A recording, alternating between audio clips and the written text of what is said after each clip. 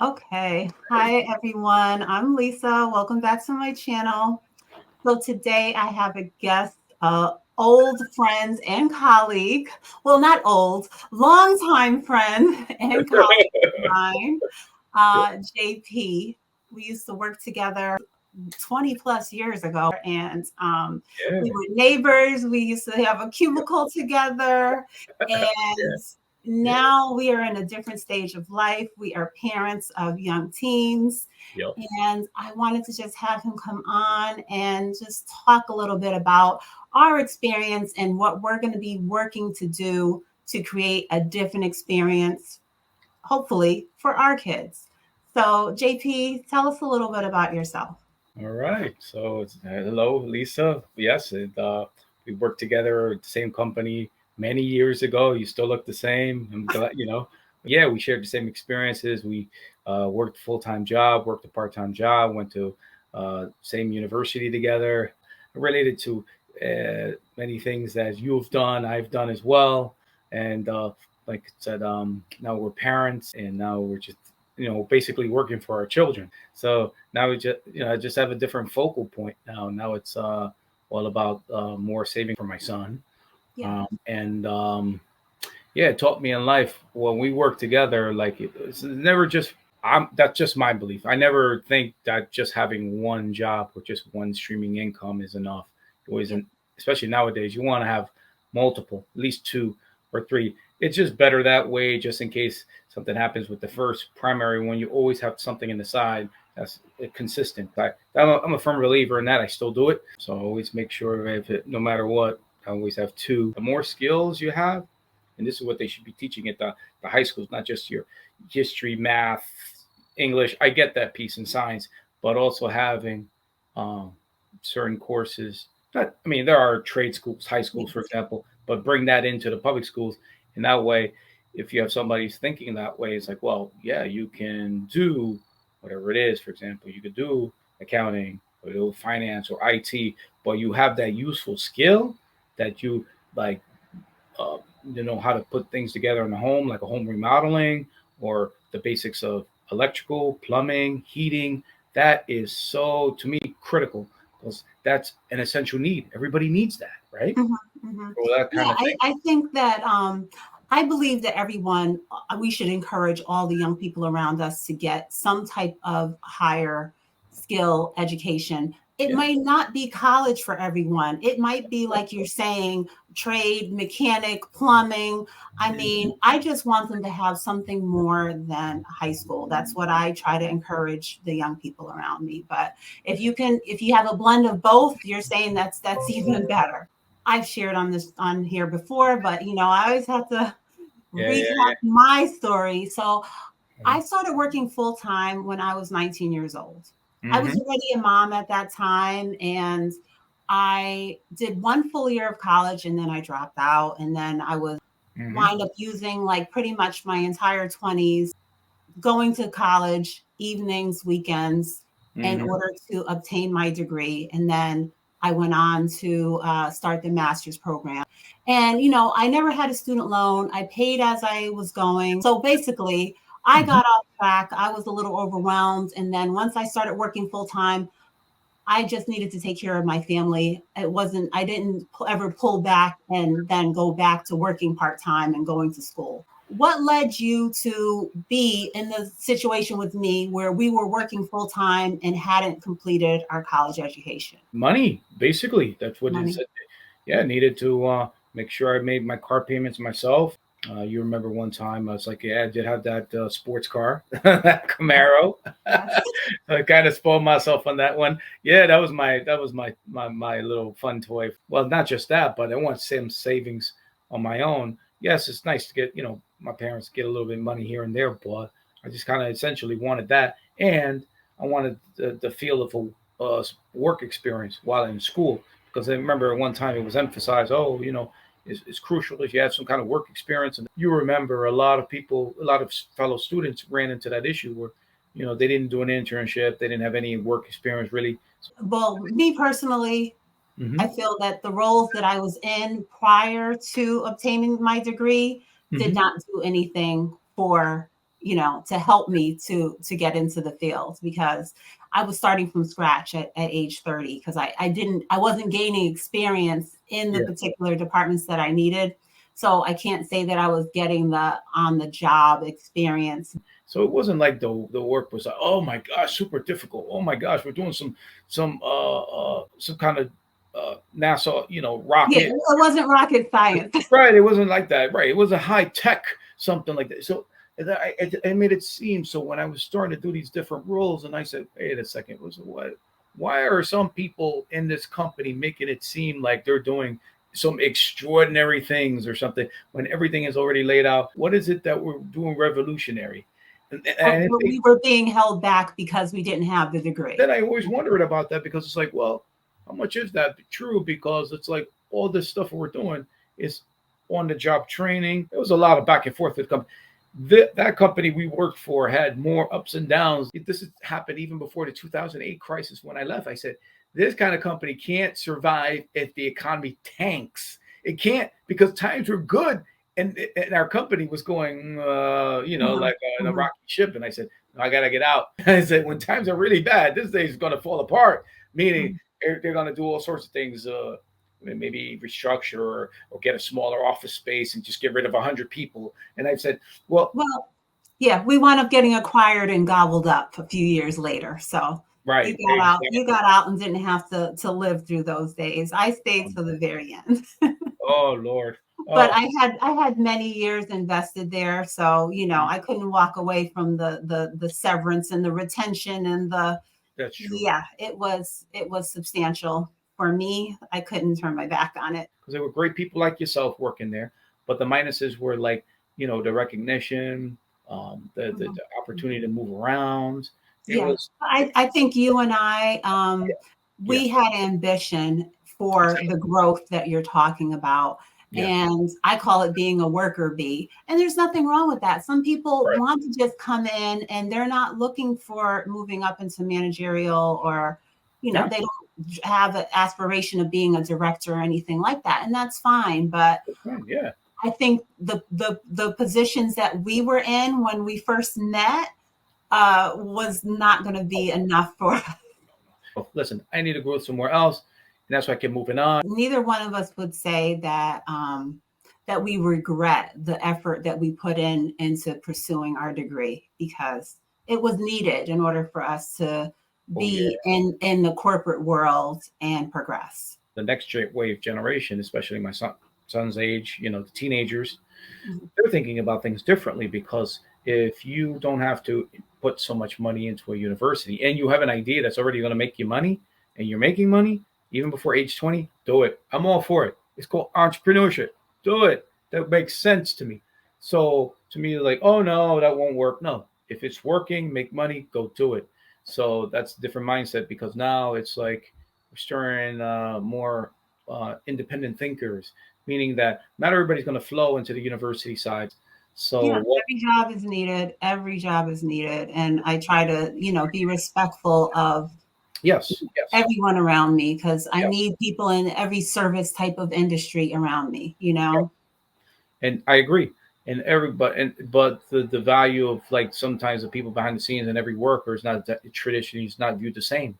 So you got the executives that sometimes probably never had kind of multiple jobs or started out somewhere where they were not too happy. It just kind of got that bump because of where they went to school. They then apply or they have somewhat semi connections to other places, and they end up in the same call it circles, right? Social circles, Mhm. and so they get an opportunity right from the gate.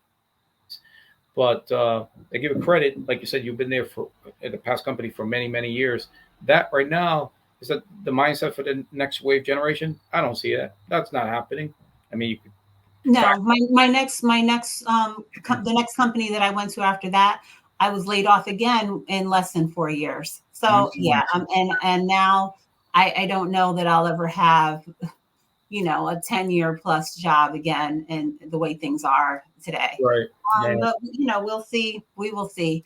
Mm-hmm. Uh, Mm-hmm. but let's get into the Yeah, kids, sure. because Yeah, I love being able to share with other parents what you can do to improve the path that your child could have in getting their higher education and getting started with investing and saving for the future Oh, early.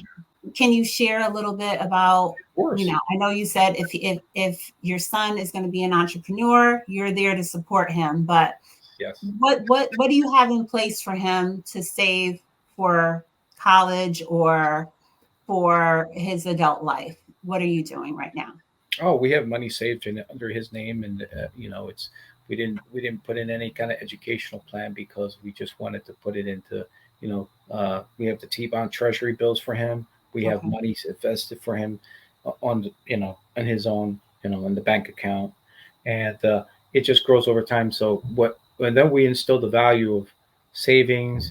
So we ever since he was a young age, 5 6 years old, all he kept saying is hearing his parents talk about percent, like discount, savings, is it on sale? So those are the words he still has in his mind if it's on sale. So he's already internalized, only get these items if it's on sale, or what's the best price, the lowest price. He's already thinking of that. So this is good. And he's not into yes, a little bit into the name branded sneakers. He has to have his Nike Jordans, but he's not into. I've noticed one thing about him and his friends: they're not into the brand name clothing like it used to be. They're just not that way. It's like they like their basics, like Converse, Vans. The Mhm. jeans doesn't have to be any kind of name. T-shirts is just very basic, just clothing. The thought process is to save the money, save and see what's on sale. Let Mhm. then his words, let somebody else pay regular price. I'm not going to do that. What is the savings rates that like you're looking for? What type of financial education are you giving him? You mentioned T-bills. Like what type of rates are you currently getting on these things? Now, if you have a particular where you have investments through TD, Ameritrade, just for example, what we Mhm. have.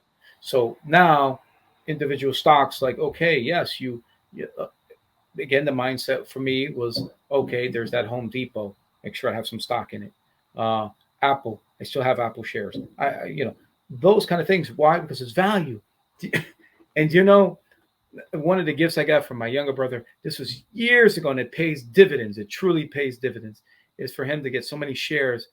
This is 20 years ago, almost 21, 20 shares of Apple. Then Okay. before it split and then split again and Mhm. dividends. Mhm. So now it's just get these little dividend checks. Again, it just goes right into goes right into an account that's just like kind of money in the side that's just kind of there. So that's I call it the miscellaneous. That could be like vacation money and stuff like that. But we watch our expenses. I don't need a new car, depreciates. I learned the hard way. I got a new car a sports car years ago. For me, again, that's something that I would emphasize my son. Don't do it. Why? Because why you're taking money out to get something that now you've lost the money you're taking out of your account. Now you bought something new, which is going to depreciate right away once you drive it, and then it goes down, down, down, and you're never going to get that money back return. Okay. Okay. So now, Yeah, so many 20 plus years later, yeah. in retrospect, Mm-hmm. we're on it was a Camaro. It was a Camaro. Yes, it was. So was buying the Camaro one of your worst financial decisions? No, it's probably one of the worst. It 'Cause was. yeah, it's one of the worst. Because I was like, now I couldn't drive that car in the winter, right? Because it's rear Mhm. wheel drive. Now I had to get another car, which was an SUV, which is a Jeep. I had to drive. So I had two vehicles. One was the essential one, meaning I had to drive it in the wintertime once I switched, left the company and start jobs and Yeah. started, commute more. That Camaro was sitting in the driveway, covered under the tarp in the winter for about 6 7 months, right?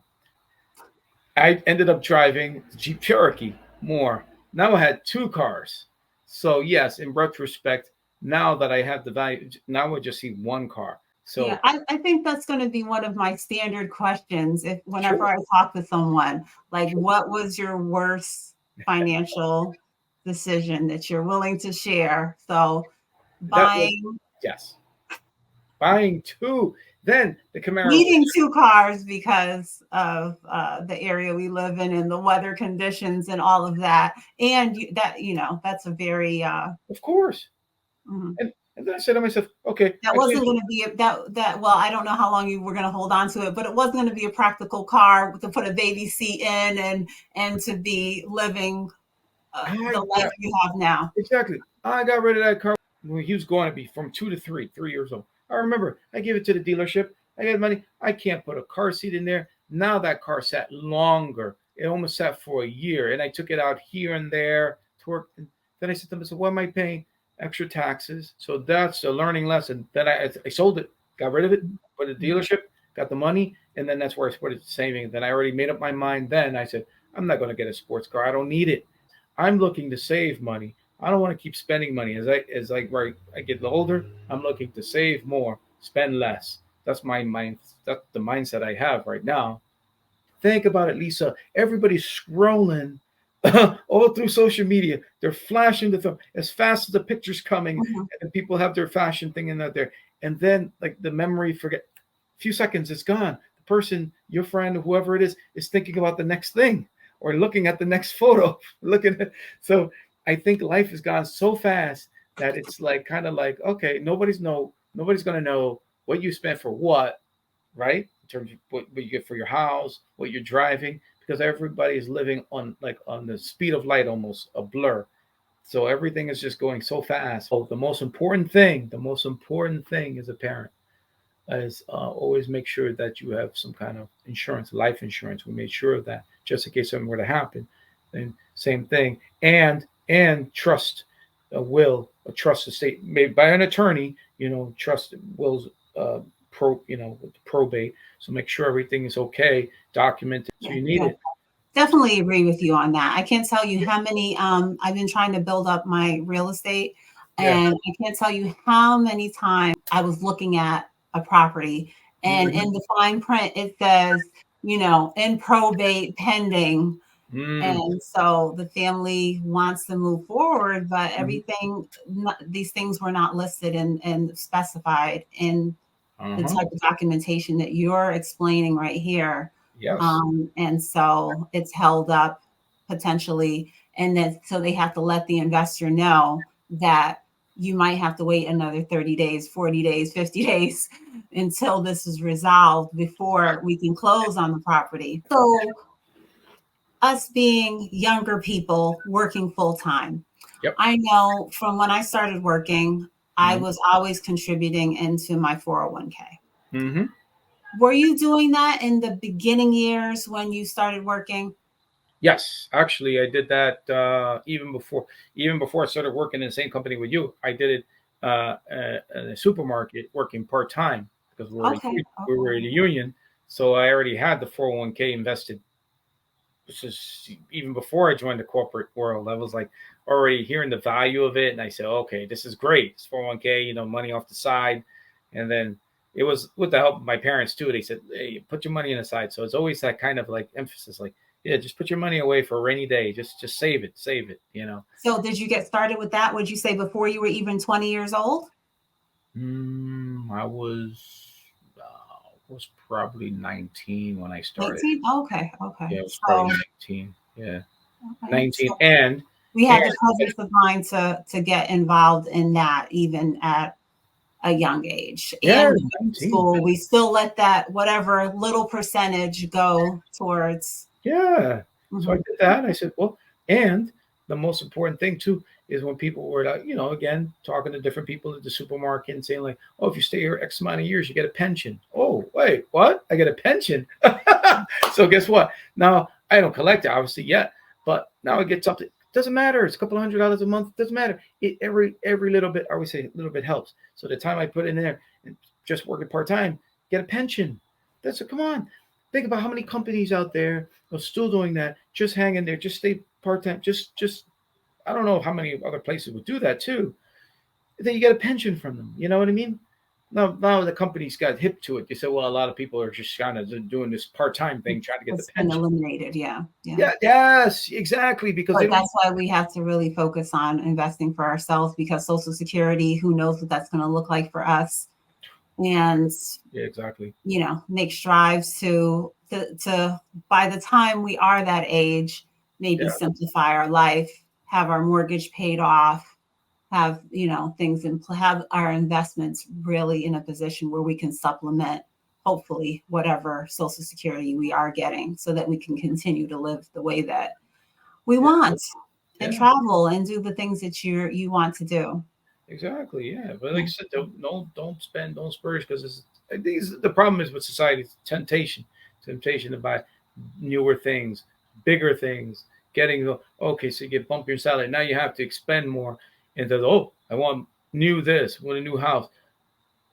That again, that's for everybody. Everyone's different, but it's like whatever you could do. To me, it's like whatever you could save for later, because you don't know what the future lies in terms of take care of your health, stuff like that. Your significant other, making sure everybody's healthy, making sure everyone's okay, but don't want to overspend.